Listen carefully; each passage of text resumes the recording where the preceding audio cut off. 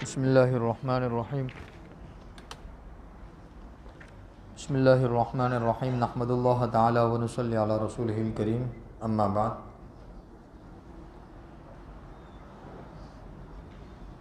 آج کی تراویح میں سورہ توبہ مکمل ہوئی الحمدللہ، اور ساتھ ہی سورہ یونس بھی مکمل پڑھی گئی، اور پھر سورہ ہود شروع ہوئی، 12واں پارہ پاؤ ہوا۔ یہ سورہ یونس مکمل، سورہ توبہ کا کچھ حصہ اور سورہ ہود کا ابتدائی حصہ یہ آج کی تراویح میں پڑھا گیا۔ اللہ رب العزت قبول فرماوے۔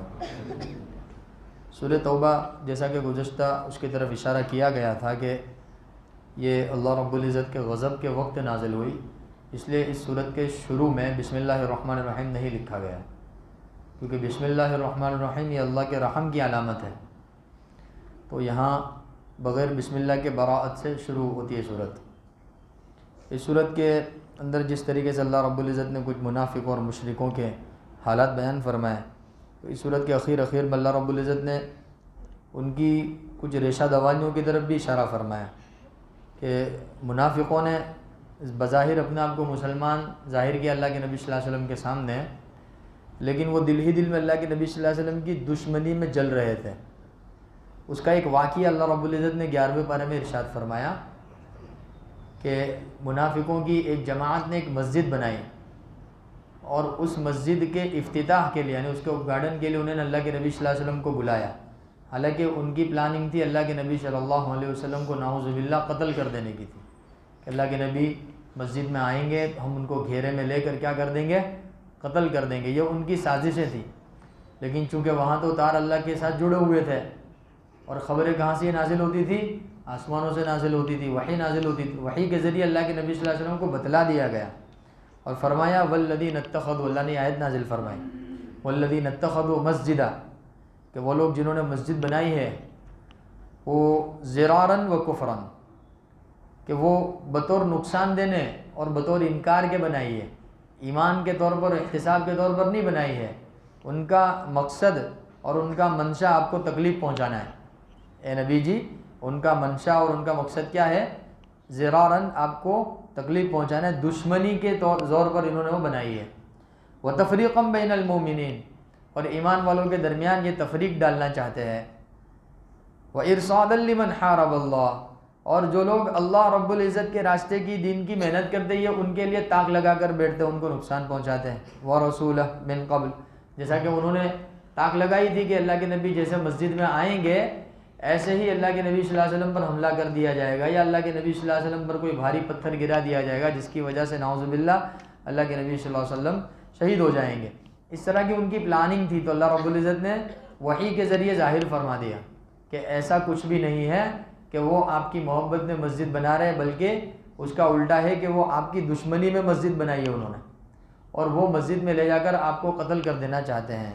لمن حارب اللہ ورسولہ، کہ انہوں نے آپ کے لیے اور آپ کے صحابہ کے لیے ایک جال بچھایا ہے، وہ آپ کو یہ پھنسا دیں گے اس میں۔ تو بہرحال اللہ رب العزت نے ان کا پردہ فاش فرما دیا۔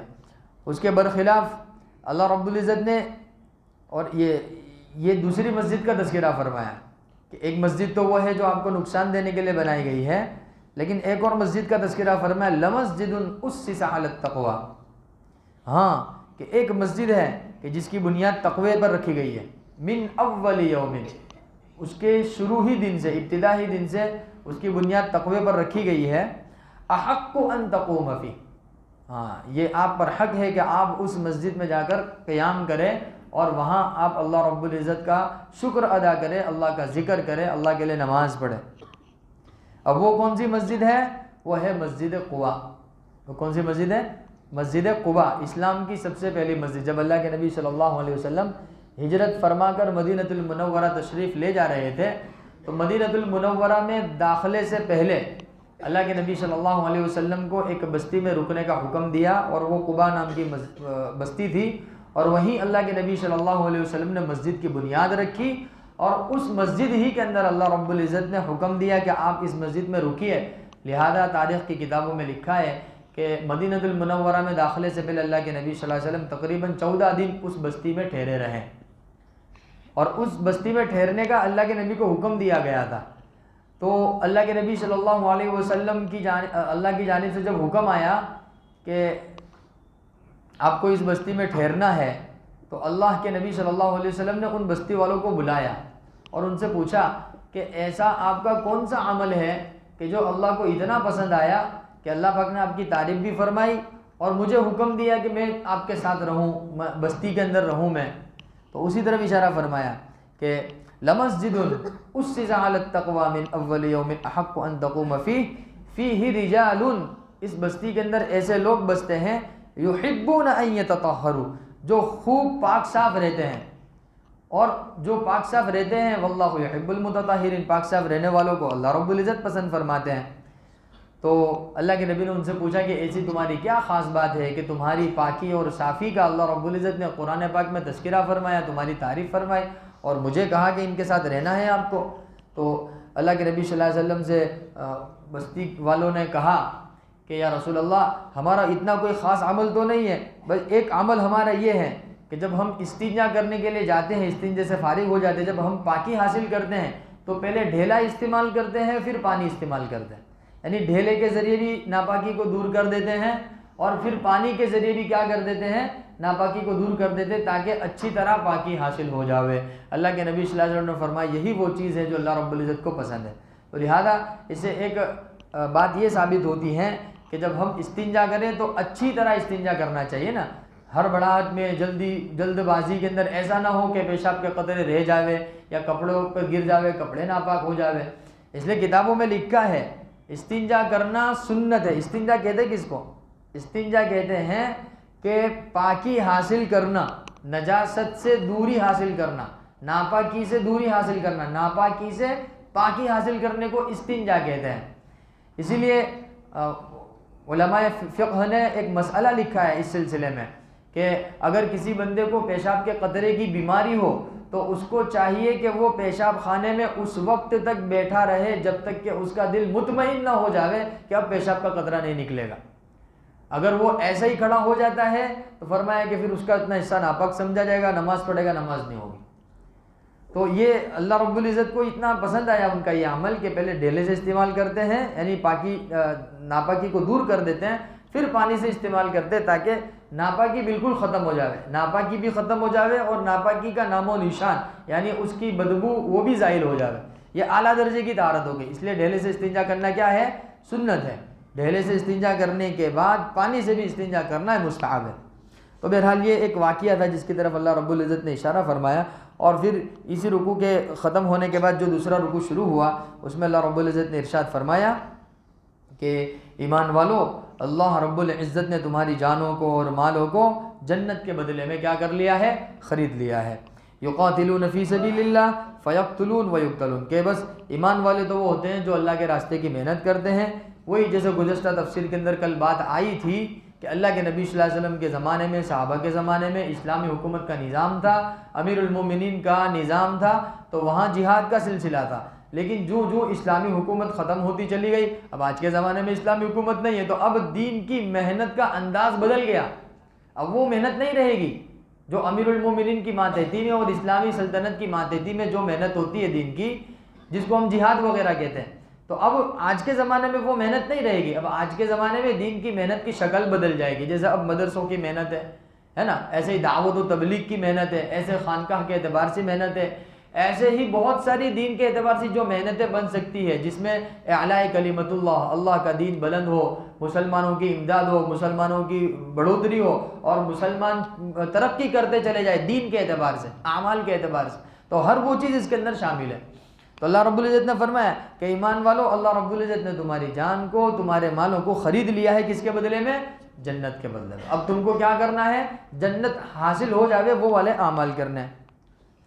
اسی طریقے سے اللہ رب العزت نے اس کے اندر ایمان والوں کی صفت بیان فرمایا کہ ایمان والے تو وہ ہوتے التائبون، توبہ کرنے والے، العابدون، عبادت کرنے والے، الحامدون، اللہ کی خوب تعریف کرنے والے، السائحون، اللہ رب العزت کے سامنے گڑ گڑانے والے، الراکعون، اللہ کے سامنے جھک جانے والے، الساجدون، اللہ رب العزت کے سامنے سجدے میں پڑ جانے والے، الآمرون بالمعروف، اچھی باتوں کا حکم کرنے والے، والناہون عن المنکر، بری باتوں سے روکنے والے، والحافظون لحدود اللہ، اور اسلامی سرحدوں کی حفاظت کرنے والے، یا اللہ رب العزت کے جو احکامات ہیں ان احکامات کی حفاظت کرنے والے. تو جن لوگوں کے اندر یہ صفتیں ہیں اللہ پاک فرماتا ہے بشر المؤمنین، ان لوگوں کو خوشخبری سنا دیجیے. اب کس چیز کی خوشخبری؟ کہ جنت کی خوشخبری. اب جو صفتیں آئی ہے اب ہم غور کر لیں کہ یہ صفتیں ہماری زندگی کے اندر ہے یا نہیں ہے. التائبون، توبہ کرنے والے ہے کہ نہیں. العابدون، الحمدللہ رمضان کی وجہ سے عبادتیں تو ہو رہی ہے. الحامدون، کیا ہم اللہ کی تعریف کرتے رہتے ہیں چلتے پھرتے اٹھتے بیٹھتے سوتے جاگتے. السائحون الراکعون الساجدون، کیا اللہ رب العزت کے سامنے جھک جانا یہ ہمارے اندر کی فیلنگ ہوتی ہے یا نہیں ہوتی ہے. اچھی باتوں امر بالمعروف نہی عن المنکر کرتے کہ نہیں کرتے. اسی کا ایک شعبہ ہے نا دعوت و تبلیغ کی محنت، یہ امر بالمعروف کا ایک شعبہ ہے. اصلاح معاشرہ، النہون عن المنکر، یہ ایک شعبہ ہے دین کی محنت کا. تو بہرحال یہ اپنے اندر صفت پیدا کر لے تو پھر ہم اس آیت کریمہ کے مستحق بن جائیں گے. اللہ پاک نے فرمایا بشر المؤمنین، ایمان والوں کو خوشخبری سنا دیجیے. پھر یہ سورہ توبہ ختم ہوتی ہے. سورہ توبہ کے اخیر میں اللہ رب العزت نے ایک آیت نازل فرمائی، بہت محترم بشان آیت ہے. اللہ پاک نے فرمایا کہ لقد جاءکم رسول من انفسکم، ایمان والو تم کو معلوم ہے کہ تمہارے پاس ایک رسول بھیجے گئے ہیں، یعنی حضرت محمد صلی اللہ علیہ وسلم، جو تمہیں اپنی جان سے بھی زیادہ عزیز رکھتے ہیں. ما عنتم حریص علیکم بالمؤمنین، ان کی دلی تمنا یہ ہے کہ تم ایمان میں داخل ہو جاؤ یا ایمان میں باقی رہو، ایمان کی حالت میں دنیا سے تم رخصت ہو جاؤ. رؤوف رحیم، اور وہ ایمان والوں کے لیے بہت زیادہ نرم مزاج ہے، نرم دل ہے، رحم کرنے والے. اس لیے اللہ کے نبی صلی اللہ علیہ وسلم کے بارے میں آتا ہے کہ اللہ کے نبی صلی اللہ علیہ وسلم امت کے بارے میں بہت فکر کرنے والے تھے. وہ امت کی فکر ہی پر اللہ رب العزت نے آیت نازل فرمائی. اور قیامت تک کے پیدا ہونے والے ایمان والوں کو اللہ رب العزت نے بات بتلائی ہے کہ ایمان والو تم کو جو نبی عطا کیے گئے ہیں وہ نبی تم سے بہت محبت کرتے ہیں، وہ نبی تمہارے ایمان کی بہت فکر کرتے ہیں، اور وہ نبی تمہارے لیے بہت زیادہ کڑتے ہیں، بہت زیادہ کڑن رکھتے ہیں. فَإِن تَوَلَّوْا فَقُلْ حَسْبِيَ اللَّهُ لَا إِلَٰهَ إِلَّا هُوَ عَلَيْهِ تَوَكَّلْتُ وَهُوَ رَبُّ الْعَرْشِ الْعَظِيمِ. اگر تم روگردانی کرو گے، ایمان والوں سے کہہ رہے اللہ پاک، اگر تم روگردانی کرو گے تو اے نبی جی کہہ دو ان لوگوں سے حسبی اللہ، اللہ ہم کو کافی ہے. اللہ کیا ہے؟ اللہ کے نبی کے لیے کیا ہے؟ کافی ہے. لا الہ الا ہو، اس کے سوا کوئی معبود نہیں. علیہ توکلت، اللہ کے نبی سے کہا گیا کہ نبی جا ایسا کر. یا یہ ہے کہ ہم اگر ایمان کے تقاضے پر چل رہے تو یہ ہم سے کہا گیا ہے، ہم کہا کہ یہ کافروں سے کہہ دو، یا جو نہیں ماننے والے ان سے کہہ دو، جو نہیں ماننے والے ہیں ان سے کہہ دو کہ حسبی اللہ، اللہ ہم کو کافی ہے، اللہ مجھ کو کافی ہے. لا الہ الا ہو علیہ توکلت، میں تو اللہ ہی پر بھروسہ کرتا ہوں. چاہے پوری دنیا اللہ کو نہ مانے، چاہے پوری دنیا اللہ کے منکر بن جائے، اللہ کے کافر بن جائے، کچھ بھی کرے، علیہ توکلت، میں تو اللہ کو مانتا ہوں. وہ رب العرش العظیم، اور میرا رب تو ایسا ہے جو عرش عظیم کا رب ہے. صرف ہمارا رب نہیں ہے بلکہ کس کا رب ہے؟ عرش عظیم کا رب. بہرحال یہ سورہ توبہ کے کچھ اہم مضامین تھے. اس کے بعد سورہ یونس شروع ہوئی. سورہ یونس جو ہے اس میں حضرت یونس علیہ السلام کا تذکرہ ہے، اس وجہ سے اس کا نام کیا ہے؟ سورہ یونس ہے. سورہ یونس کو حضرت یونس علیہ السلام کو وہی نبی کہا جاتا ہے جن کو مچھلی والا نبی کہتے ہیں نا، جن کے اوپر وہ آیت نازل ہوئی، آیت کریمہ لا الہ الا انت سبحانک انی کنت من الظالمین. یہی سورہ یونس، یہ 11ویں پارے کے پاؤں سے شروع ہوتی ہے. اس میں اللہ رب العزت نے حضرت یونس علیہ السلام کے واقعے کی طرف اشارہ فرمایا. حالانکہ وہ جو آیت کریمہ ہے وہ ہے 70ویں پارے میں. جو یہ آیت کریمہ جو نازل ہوئی یہ تو کون سے پارے میں نازل فرمایا؟ اللہ پاک نے 70ویں پارے میں نازل فرمائی ہے. لیکن چونکہ حضرت یونس علیہ السلام کی زندگی کی تبلیغی جو واقعات تھے وہ اللہ رب العزت نے اس صورت کے اندر تفصیل کے ساتھ بیان فرمایا، اس لیے اس صورت کا نام کیا ہے؟ سورہ یونس ہے. تو بہرحال سورہ یونس حضرت مختصر قصہ یہ ہے کہ حضرت یونس صلی اللہ علیہ وسلم کو ایک قوم کی طرف نبی بنا کر بھیجا گیا. انہوں نے سمجھایا، ایک مدت تک سمجھایا، ایک بار دو بار بار بار سمجھایا. پھر بھی جب وہ لوگ نہیں مانے تو وہ حضرت یونس علیہ السلام ان سے ناراض ہو کر چلے گئے.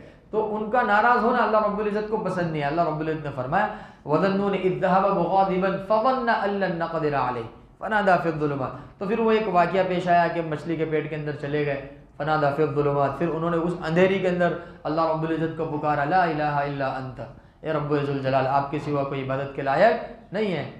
لا الہ الا انت سبحانک انی کنت من، مجھ سے غلطی ہوئی، مجھ سے ظلم ہو گیا تو مجھے معاف فرما دے. لہذا پھر اللہ رب العزت کی جانب سے دعا قبول ہوئی اور وہ مچھلی کے پیٹ سے باہر آئے اور پھر ایک واقعہ پیش آیا. تو بہرحال حضرت یونس علیہ السلام کی قوم کو اللہ رب العزت نے پھر ہدایت عطا فرمائی، پھر راہ راستہ پر آئے. پھر حضرت یونس علیہ السلام کے بعد اللہ رب العزت نے حضرت ہود علیہ السلام کا تذکرہ فرمایا. وہی سورہ ہود شروع ہوئی، یعنی 11واں پارہ ختم ہوا، 11ویں پارہ کا بالکل آخری صفحے میں سورہ ہود شروع ہوئی. سورہ ہود یہ مکہ المکرمہ میں نازل ہوئی، جس طرح سورہ یونس مکہ میں نازل ہوئی، ایسے سورہ ہود بھی مکہ المکرمہ کے اندر نازل ہوئی. اس کے اندر اللہ رب العزت نے بہت سارے نبیوں کا اور بہت ساری قوموں کا تذکرہ فرمایا. اس میں قوم نوح کا بھی تذکرہ فرمایا، قوم عاد کا بھی تذکرہ فرمایا، قوم سمود کا بھی تذکرہ فرمایا، قوم شعیب کا بھی تذکرہ فرمایا. تو بہرحال حضرت ہود علیہ السلام کو قوم سمود کی طرف نبی، قوم عاد کی طرف نبی بنا کر بھیجا گیا. قوم عاد اور قوم سمود یہ دونوں چاچا بڑے باوا تھے، چاچا بڑے باوا کی اولاد تھی دونوں، قوم عاد اور قوم سمود. اس لیے قرآن پاک میں جہاں عاد کا تذکرہ ہوتا ہے وہاں سمود کا بھی تذکرہ ہوتا ہے. جیسے سورہ الحاقہ کے شروع میں فَأَمَّا عَادٌ فَأُهْلِكُوا بِرِيحٍ صَرْصَرٍ عَاتِيَةٍ وَأَمَّا ثَمُودُ فَأُهْلِكُوا بِرِيحٍ صَرْصَرٍ عَاتِيَةٍ.